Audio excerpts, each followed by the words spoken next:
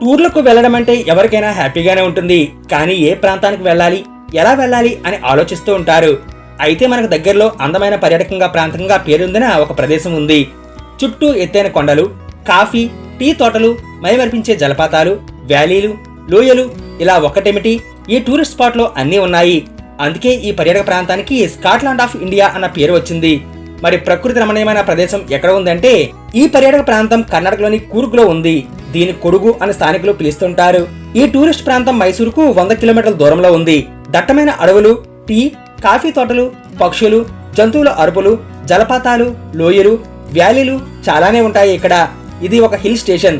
శీతాకాలంలో ఇక్కడ అందాలను ఎంత చెప్పినా తక్కువే. మరి కూర్గ్ లో ఏ పర్యాటక ప్రాంతాలు ఉన్నాయి?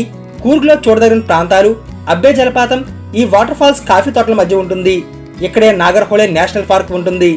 దేశంలో అత్యుత్తమ వైల్డ్ లైఫ్ సెంక్చురీస్ లో ఇది ఒకటిగా నిలుస్తుంది. హనీ వ్యాలీ, ఇదో ప్రసిద్ధి చెందిన నీలగండి జలపాతం. దట్టమైన అడవుల మధ్య ఈ జలపాతం ఉంటుంది. అలాగే హొన్నమన సరస్సు కూడా ఇక్కడ పర్యాటకులను ఆకర్షిస్తుంది. కాఫీ తోటల మధ్య ఈ లేక అద్భుతంగా ఉంటుంది. ఇక్కడికి సమీపంలోనే దుబేరా ఎలిఫెంట్ క్యాంప్, ఓంకారేశ్వర ఆలయం, అలాగే పురాతన మైసూరు రాజుల కట్టడాలు కూడా ఉన్నాయి.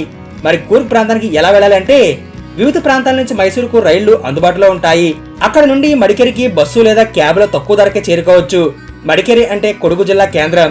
దీంతో మీ ప్రయాణం తక్కువ ఖర్చుతో ముగుస్తుంది.